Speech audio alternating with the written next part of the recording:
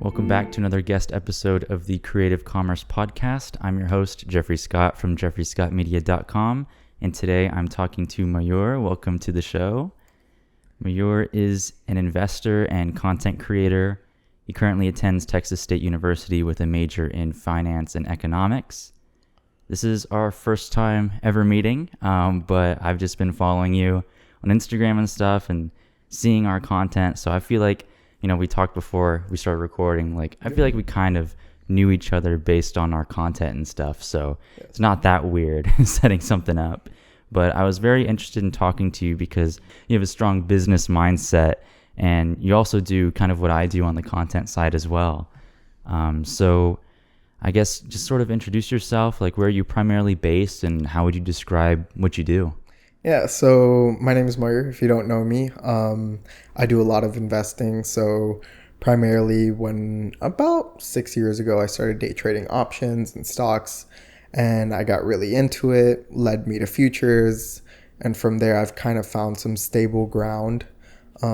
Lately, I actually haven't been in the trading space because I actually did pick up a job. I graduated last semester, actually. So, oh, wow. Okay. Yeah, I graduated with my degree. And so I picked up a job at the city and I'm just accumulating some cash. So maybe one day I could go out and become a full-time day trader. Day trading is an expensive hobby. People will say that. You need a lot of existing capital to actually make it profitable for yourself. You can make a good amount of money, but once you deduct taxes and expenses and things like that, It can catch up to you pretty fast. So yeah, just kind of building a stable ground on the content side of things.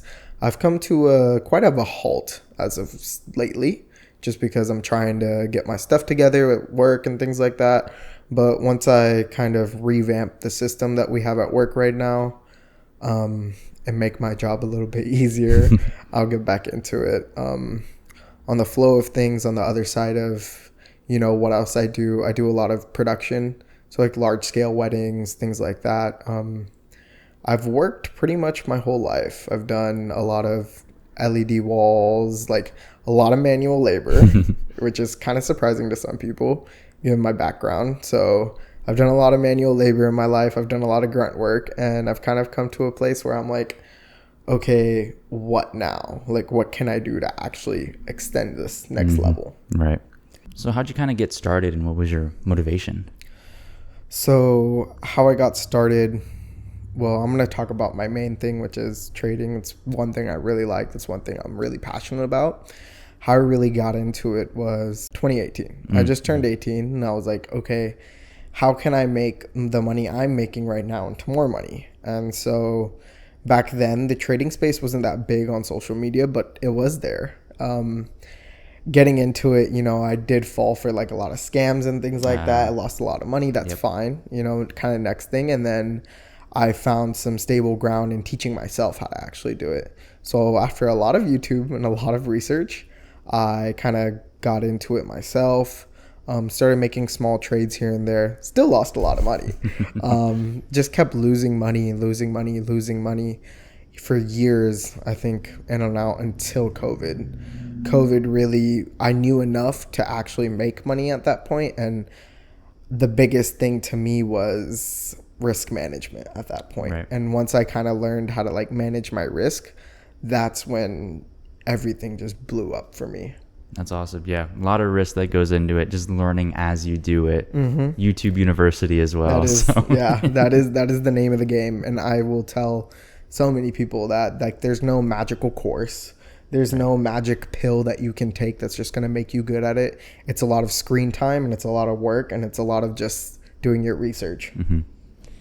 All right. So before we get into the meat of the interview, let's get into the gear update part of the show. So what new gear or software or creative tools have you seen that you've been wanting to use? So creativity wise, I've been pretty mainstream, as in I use a lot of Premiere Pro. Yep. Premiere Pro is my best friend, my right hand. Gear wise, I actually am a Sony guy. So I see you have Canon cameras. Yep, I'm a Canon guy. I'm just okay. But yeah, I'm a Sony guy. So I have a Sony A7 IV. I have a ZV-1 as my backup cam, and I'm actually getting this new lens I'm pretty excited about. It's a Tamron. This is a crazy one. A 20, I think it's a 24 to 150. Oh my God. Aperture 2 to 2.8. That's crazy. Yeah. It's a big old lens, but it's pretty much your all-in-one. Yep. You take it and you go. You do everything with that. Yeah. No need to switch anything. Nope. Yeah. I've been excited about the new DJI Mini 4. I've seen that. Yeah. I have a Air 2S, and I've started dabbling in FPV on the weekends. I'll kind of just go to Zilker Park and fly around. Oh, yeah. It's hard. It's hard. I've crashed my little tiny drone so many times. I've crashed into a road. I've almost crashed into a car a couple times. Oh no. Yeah, I've had a lot of fun with it, but at the same time, I'm like, oh, there goes $1,000. Maybe it's broken. Yeah, a lot of practice with that. But I'm surprised that they already released the 4, because I think last year they released the 3. The 3, yeah. So just pumping out gear faster than people can buy it at this point. I saw a lot of comments on like Instagram and stuff. They were like, I just bought the 3.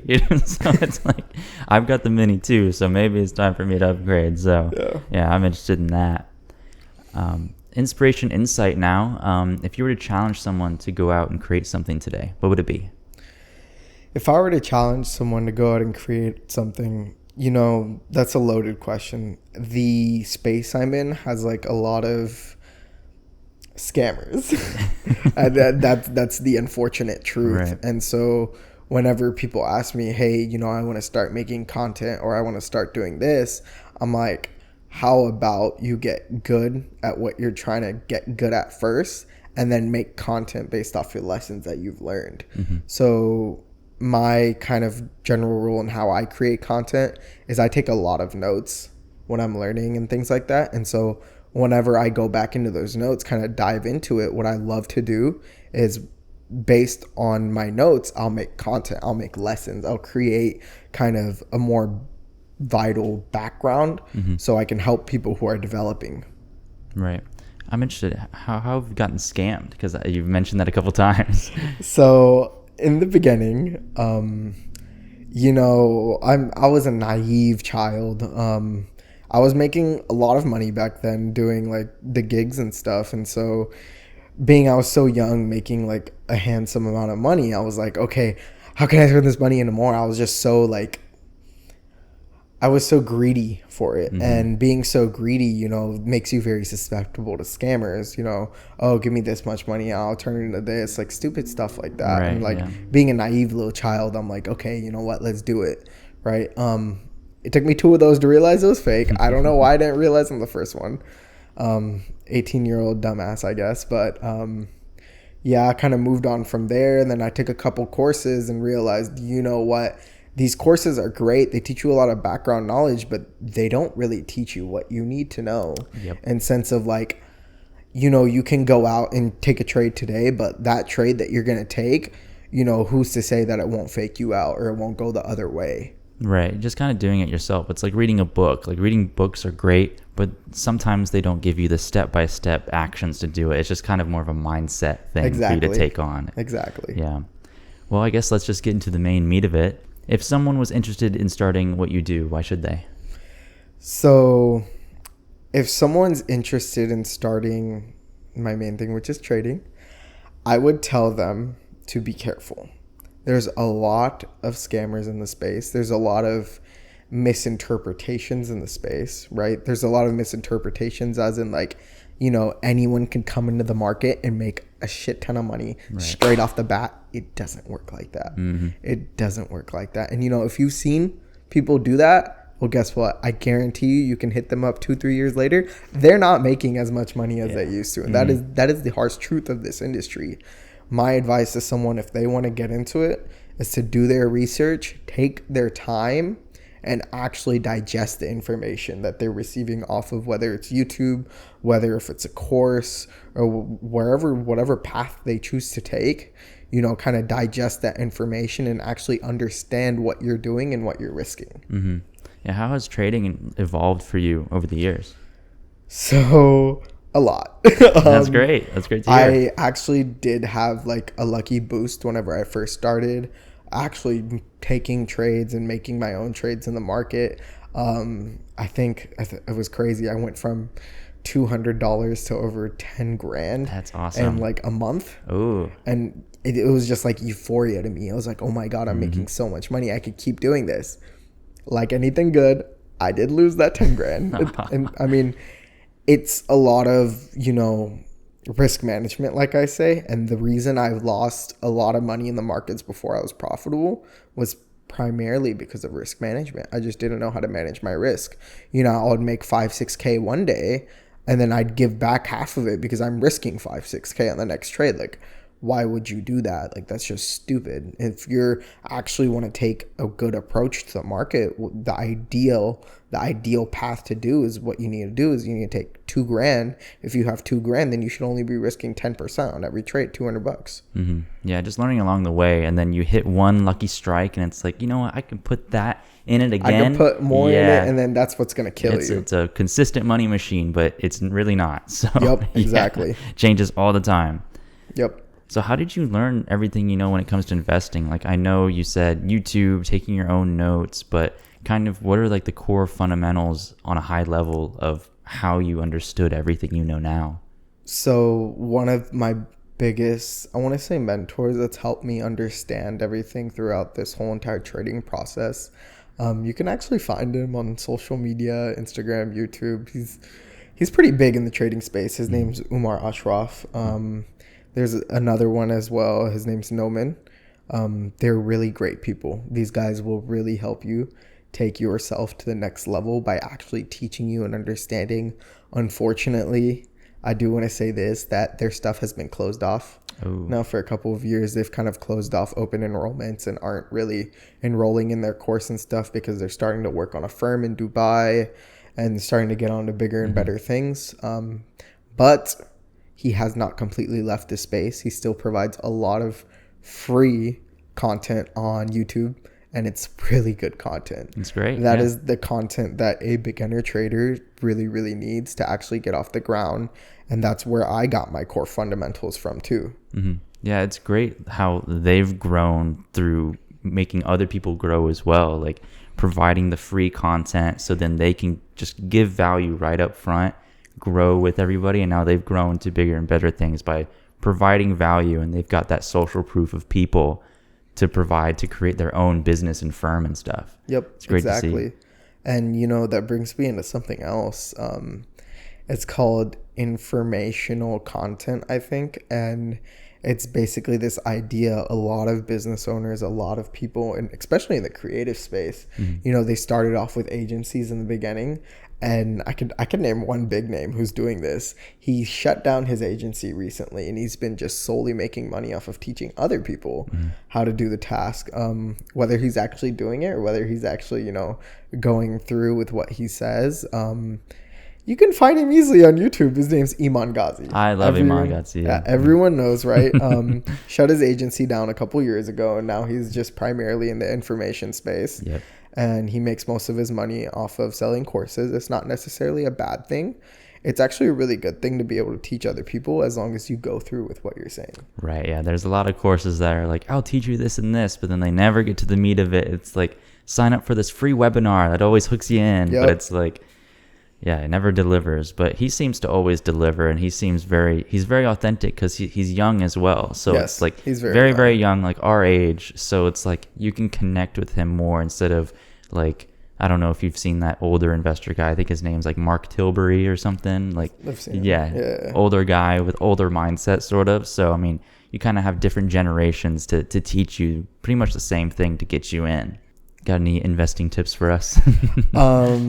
So looking at tips and all that, I don't really like giving tips, but I will say this. My most influential piece of advice I've ever received in my whole entire trading journey is very 101. It's very basic. Buy low, sell high. Yeah. Yep. A lot of people don't know how to do that. A lot of people will be like, oh my God, Tesla's, they're already up 50% from the low. Like, let me buy here. No. Even though it's 50% up from the high or from the low, you might get destroyed on that. Right. Because you're not buying low. Like, buying low is like maybe 10% within that low range is like a good place to buy. But like man, you're gonna buy something that's already high, you're likely to get destroyed on that. Right. Yeah. It's very interesting to see how people don't understand that basic concept, because back in high school when I was under 18, so I couldn't like invest in the stock market.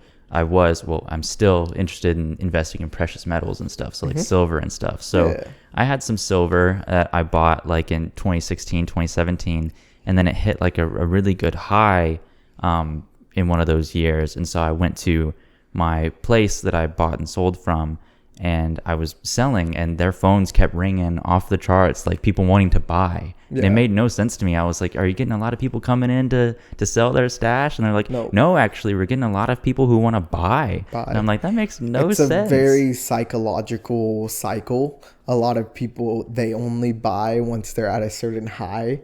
It's psychology wise, it's a certain dopamine release that, oh my God, I'm in it. But really, like, you actually go look at it, you're not doing what you really said you were gonna do at the end of the day. Right. It's like one of those big Bitcoin pumps, like back in the day, like everybody and their mom was getting on it and trying to learn it right there at the high. And I would see social media videos of moms on their computer like, I don't know what this is, but I'm getting on it. Like, you're at the wrong point. So Exactly. Have you made any specific investments or had any financial strategies that's been particularly impactful in your life? So currently, strategically, I've kind of taken, like I said, I've taken a step back from trading just so I can build up my personal financials. So when I get back into it, I can be a little bit more comfortable. Right. Back when I was doing it, I wasn't exactly comfortable enough to really do it. So I was having like a lot of psychological mishaps. Like I would risk too much and things like that. That's just because I'm not comfortable with what I'm risking at the end of the day. And so lately I've taken a step back, but something I can tell people is that be comfortable. Comfortability is really key. The most impactful investment I've ever made is Tesla. I don't want to say it out loud, but yeah, I've made a lot of money off of Tesla and Nvidia in the past couple of years. Me with Nvidia, I've really appreciated that. Yeah. So those are my two really like big financial gains. And for anyone out there that wants to get in, that like wants to buy low immediately today, I'm kind of just gonna drop this name because I know it's hitting lows off the top of my head, and it's Target. Target was above like $250, $260 maybe. I'm not too sure. Don't take my word for that. But I think they're trading in the low 100s now. So yeah, it's a pretty good buy. Yeah, something to look into. I guess like what other companies do you typically see potential in?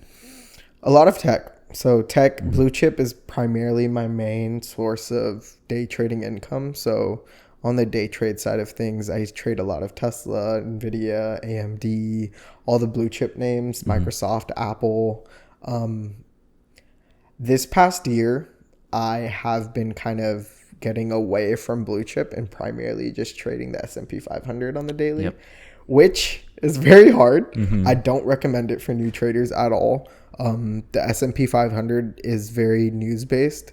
It's very catalyst-based, right? That thing will throw you out of a trade like that if news comes out. And it's not the most ideal thing for a new person who's trying to get into day trading. It's not ideal at all. Yeah, I feel like I'm less of an aggressive investor myself. You know, I didn't really know how to do day trading or options like that. I just kind of put money into shares and see how it goes. That's the way to do it. And, you know, when people ask me, I want to get into the market, that's the first thing I always ask them. I'm like, if you already have a job, if you already have something going for yourself, keep doing that, man. Just put money in the S&P 500, buy lows, but specifically buy companies that you believe in as an individual. Do not buy companies because someone else told you to buy it. Because at the end of the day, when you go look at it psychologically, you're going to be selling that company maybe because, well, psychologically you don't believe in it, but you're going to be selling it because you're down on it and you're like, oh, I don't believe in it.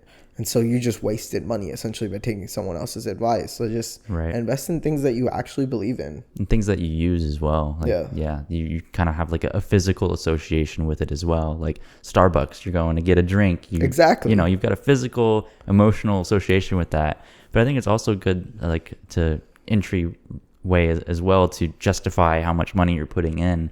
is I always keep a good budget. So like whatever income I'm getting in, I budget some money every week to invest like I would for spending, groceries, things like that. So then it doesn't feel like as big of a risk to put money into something. It's like, oh, it's within my budget. I can put it into whatever. I want. Yep. Yeah. So then it's, justified and validated in that way. So I guess with content, investing in content creation, how do you balance those roles, and do you find any synergy between those two? So I find a lot of, synergy between them, because I can really impact other people's lives by educating them on something that they never knew about. By educating, I mean, so recently I started doing a lot of one-on-one stuff with a lot of clients, and I'd basically just talk to clients on how to, they're young, necessarily young, and being completely honest, I'm not charging these guys. Wow. They're a lot of young kids, and they just want to know, how can I actually not get to where I'm at, but get to above me faster and not make the mistakes I've made. I've made a lot of mistakes in my life, so I'm able to actually, take these kids and be like, you're 16. You could work a job now. Like you Right. can, go work at Chick-fil-A, grind, save. Do not spend. Save as much as you want, because, whenever you come back to it and when you're like 19, guess what? You're going to have 20 grand. You're going to be like, okay, now I think I'm ready to kind of start trading with fake money and start actually, making a lot of money. Right. And I know a lot of kids who like actually did that, and they come into college and they're making six figures as a sophomore in college. Jeez. Off of trading, and like it's phenomenal, right? But like that's because I'm able to actually teach them not to make the same mistakes I did. Right. Yeah. So yeah, that's kind of the approach I've taken into Just kind of being a mentor to these kids. Yep, exactly. Yeah, and that's great. I don't charge them at all. Like they're kids. At the end of the day, these are like friends of friends. Right. Yeah. They probably wouldn't even have the money to, like, it kind of defeats the point of giving you the money to, exactly, grow themselves, I guess. Exactly. That's kind of how I felt when I was like that age too, 16. I was like, I can get a job now. I'm going to get a job. I want to get into investing, but I'm not 18. So what can I invest in? Oh, there's like precious metals and stuff. I can have these physical assets. That's cool. So, Yep. And then, so many years later, I'm now like almost 22, it's grown a lot, and I've really appreciated taking on those basic fundamentals and watching it grow after the years go by, because you're so young now that if you invest now and say you want to have something that will last you into retirement, that's 40, 60 years later. Imagine how much that'll grow if you start very, very young, and then it grows way long down the line, long term. So one of the things that I explain to a lot of these kids that I talk to is you're not making enough to put it away for so long. You're making enough to learn a new skill. Yeah. Right? So instead of taking your money and putting into like, I don't want to say this, but I'm going to say it. Instead of taking your money and putting into an IRA or 401k at such a young age, take your money and actually invest in things that can teach you a lesson, right? My favorite thing is invest in courses. It's okay to waste money on courses if you're actually going to take away something and learn from it. Right? Like so many kids, they will be like, oh, I'm not going to do that. I'm just going to go find it for free online. No, you're not going to get the same experience. You're not going to get whether it's like a group chat or whether it's like a, family aspect where you can ask questions and things like that. You're not going to get all that if you, take a shortcut and buy it the cheap way. Like, yeah, you'll learn like whatever he's saying in the videos, but you're not going to actually get to really ask questions and learn that way. Like, who are you going to go ask questions? Someone who's also learning? Like, it doesn't work like that. Yeah, not a collaborative experience. Yep. I also feel the same way about 401ks too. Like, you'll shove some money into something that you'll never see until you retire and you're like 65 or whatever. But 65 stuck in a loop doing the same thing over and over again. Like, it's just not. What am I going to do at 65? Like, I'm of course not going to be able to like move or be able to do the things that I would want to do when I'm in my 20s, right? So why not put something into something that could generate me more money now, or, a couple years down the line, and then I could take that and, no penalties or whatever. I don't have to wait so many years until I retire, and then, you know, all those rules. You know, my parents get on to me about that. They're like, you should get into a 401k, but I'm always thinking like, I'm never gonna see that money. I might be dead. You know, like, I don't know. Not even, I wouldn't even say not even dead. It's just like you're putting that money away, which is fine, but like at the same time, you're limiting yourself to, you know, new experiences, learning new things, and that's the biggest thing. Like, yes, you're in college to learn, but like, what are you going to actually learn from school that real life can't teach you better? And the reason I say this is I went through a whole finance program, and I took some economics class as well. And, you know, it's what I learned in those classes is good. Like, the information's great, but like what I'm going to learn on how to actually make money is way different from that stuff. Right. Yeah. That stuff gives you a great background, a great understanding of knowledge, but it's not going to teach you how to actually go out and make money at a young age. Right? There's so many other resources that will actually teach you how to go out and make money at a young age. Right. Yeah. A lot of outdated textbooks. And by the time they want to introduce a textbook that is up to date, it's already out of date, you know? And a lot of professors, they'll teach business, but they've never started their own business. You know, they just know the education on what they learned in business, like in school and stuff. So just not the real applications as well. That's kind of why I kind of stuck to a business minor, because I wanted to explore different other things that I could include also in that a bit of business. Because my current major is electronic media. So kind of what I do now with like cameras and stuff and content creation, but then a little sprinkle of business. So that's what I would want to do in the future. But anyways, you know, having that sole focus of just business within school, I think could be very limiting, you know, and, instead of just doing it yourself. Speaking of people who make content, I know people who make over 7 figures with just weddings. Yep. With just weddings. And, you know, those numbers are unbelievable to a lot of people, but like, I know photographers and videographers who charge well over 6 figures for one wedding. Right? I mean, given that they're high scale, like Indian weddings, but like still 6 figures isn't some light money that a client can throw around, but they're charging that. You know, they have the demand for it, and they're making a lot of money from it. Yeah, weddings can be a lot for sure. Have you heard of Devin Jatau?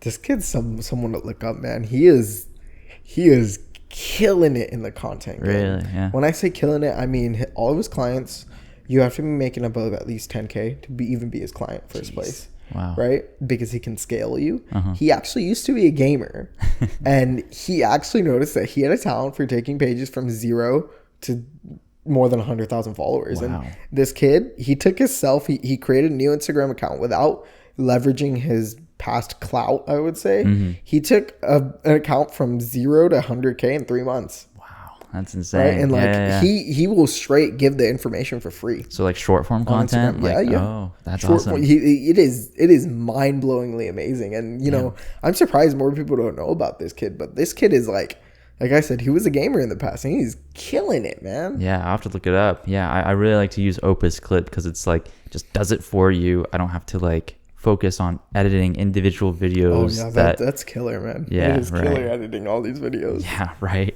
With content creation, freelancing, at what point did you know you could start charging for what you do? I would say I used to shoot a lot of cars, and in shooting cars, I got actually really good at shooting cars, and I was making some pretty clean edits with it, and so I was like, you know, I could start charging people for stuff like this, and so I started charging a few people to like make clips of their cars, you know, kind of make these hype intro videos and stuff like that. And then I was like, you know, this is kind of a good way to make some side cash. Then I got into like events and stuff like that. And I would basically work with directly in hand with the DJs, and I would just make them a quick clip. And then that was another source of income at some point. And then it's just like, from there, I was like, okay, you know what? It's okay if I don't make money off of this, but how can I use it to grow myself now?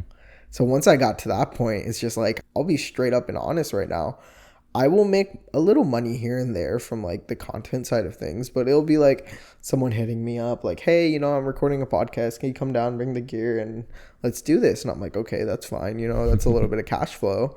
But like on the real side of it, I'm not actually taking events as I used to. I'm just kind of, if someone comes up to me and they're like, hey, can you do this? And I'm like, okay, what, some cash flow. But on the other side of things, I'm not actively, pursuing or like talking to a whole bunch of people about it, because I'm just like, I can make my own content and kind of really develop my own brand. Bit of a leverage there of being able to do it yourself. Exactly. And it's funny that I say that, because I know a lot of traders who can't do it themselves, and they pay top dollar for their stuff. When I say top dollar, I mean they're paying over not 6 figures, sorry, 5 figures a month on just content and like getting like marketing and branding. And I'm just like, wow. Yep.